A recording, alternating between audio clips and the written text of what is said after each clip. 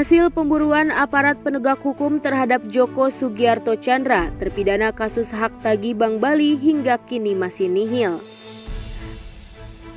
Namun, di sisi lain fakta Joko Tjandra bebas-bebas masuk dan keluar Indonesia pada Juni 2020. Joko bahkan sukses memasukkan dan mendaftarkan memori peninjau kembali kasusnya ke Pengadilan Negeri Jakarta Selatan pada Senin 8 Juni 2020. Kelakuan Joko Tjandra ibarat menampar eksistensi banyak lembaga, kementerian, dan instansi pemerintahan lain. Jejaring Joko Tjandra yang diduga memuluskan aksinya meski diusut penegak hukum serta kementerian atau lembaga terkait kemudian diungkap dan dibuka ke publik dengan gamblang dan detil. Jauh sebelumnya, Mahkamah Agung juga telah 2 kali mengadili dan memutuskan PK yang pernah diajukan Joko Tjandra 2 kali. Di antaranya sebagaimana putusan PK nomor 100 PK_PID_sus_2009 oleh Majelis Hakim Agung PK yang diketuai Haripin Atumba pada Senin 20 Februari 2012. Dalam putusan ini, MA menyatakan Joko Tjandra terbukti membuat perjanjian kesi fiktif yang berhasil dicairkan dengan menyimpang dari sejumlah aturan dan ketentuan. Dalam kurun waktu 1907, 1908, dan 1909, Joko Tjandra mulus mencairkan dana. Akibatnya negara menjalani kerugian sebesar 904,6 miliar rupiah. Majelis Hakim Agung memutuskan menolak permohonan PK Joko Tjandra atas putusan PK nomor 12 PK_PID_sus_2009. Hakim menetapkan putusan PK yang diajukan jasa penuntut umum tersebut tetap berlaku, kendati ada perbedaan pendapat dari Hakim Agung anggota M. Imron Anwari dan Abdul Qadir Mampong. Pada putusan PK nomor 12 PK_PID_sus_2019 tertanggal 11 Juni 2009 itu, MA menyatakan Joko Tjandra selaku pribadi atau selaku Direktur PT Era Giat Prima bersalah turut serta melakukan korupsi dan berlanjut dalam perjanjian pengalihan piutang PT Bank Bali Tbk ke PT Bank Dagang Nasional Indonesia untuk ditagih kepada Badan Penyihatan Perbankan Nasional. MA juga menjatuhkan pidana penjara selama 2 tahun, membayar denda sebesar 15 juta rupiah, subsidiar kurungan selama 3 bulan. Selain itu, MA menyatakan dana dalam escrow account atas rekening Bank Bali nomor 0999045197 PT Era Giat Prima sebesar 546,5 miliar rupiah dirampas untuk dikembalikan kepada negara. Putusan ini sekaligus membatalkan putusan kasasi MA nomor 1688K/PID_2000 tertanggal 28 Juni 2001. Putusan Pengadilan Negeri Jakarta Selatan nomor 156/PID.B/2000 PN Jakarta Selatan tertanggal 28 Agustus 2000. Lalu, siapa saja nama-nama besar yang terkait dengan peranan Joko Tjandra? Suksesnya Joko Tjandra mencairkan dana lewat perjanjian fiktif itu tak lepas dari peran banyak orang.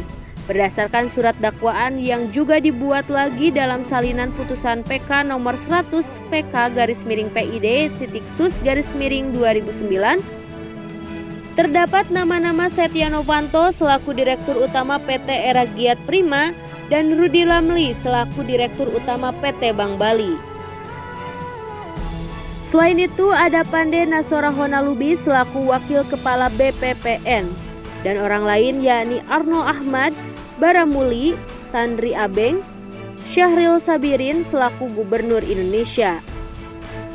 Lalu terdapat nama Marimutu Manimaren, Firman Sucahya selaku Direktur Bank Bali, Rusli Suryadi selaku Direktur Bank Bali dan Bambang Subianto selaku Menteri Keuangan. Di antara peran Setia Novanto yaitu melakukan pertemuan dengan Joko Chandra dan Rudy Ramli guna memuluskan pengajuan klaim.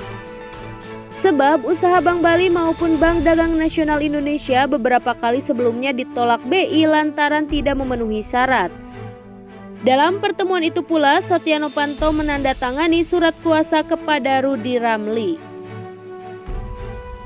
Surat kuasa itu juga memberikan jalan kepada Bank Bali untuk menagih kepada Bank Dagang Nasional Indonesia selaku debitur sesuai perjanjian pengalihan atau kesi tagih. Selain itu, Joko Chandra bersama dengan Setia Novanto, Rudy, Firman, Pende, sepakat mempercepat proses pencairan dana piutang Bank Bali di luar prosedur. Caranya dengan mempengaruhi pejabat-pejabat yang mempunyai otoritas. Pada 11 Februari 1990 sore, Joko Chandra menginisiasi pertemuan dengan Firman Sucahya, Evan Gunardwi, Setia Novanto, A.A. Baramuli, Tandri Abeng, Pende, Syahril di Hotel Mulia Jakarta. Pertemuan yang dipimpin A.A. Baramuli ini membahas pencairan piutang Bank Bali, kesulitan-kesulitan yang dihadapi, dan berikutnya mencari jalan keluar. Joko Chandra tercatat 10 kali melanggar pertemuan di rumah Tandri Abeng pada Mei 1999. Selain Joko dan Tandri, pertemuan-pertemuan juga dihadiri A.A. Baramuli dan Setia Novanto. Saat pertemuan, pembicaraan upaya Tandri dan Joko untuk mencairkan klaim Bank Bali yang akan diatur strategi dan teknisnya oleh Pende. Setia Novanto merupakan Ketua Umum DPP Partai Golkar periode 2016-2017, serta mantan Ketua DPR. Setia Novanto kini mendekam di Lapas Sukamiskin Bandung sebagai terpidana korupsi proyek EKTP 2011-2013. Sedangkan Tandri Abeng adalah Menteri Negara Pendayagunaan Badan Usaha Milik Negara periode 1998-1999 yang juga merupakan politikus senior Partai Golkar. Kejaksaan Agung pernah menetapkan Setia Novanto dalam kapasitas selaku Direktur Utama PT Era Giat Prima dan Tandri Abeng sebagai tersangka dugaan korupsi Kesi Bank Bali.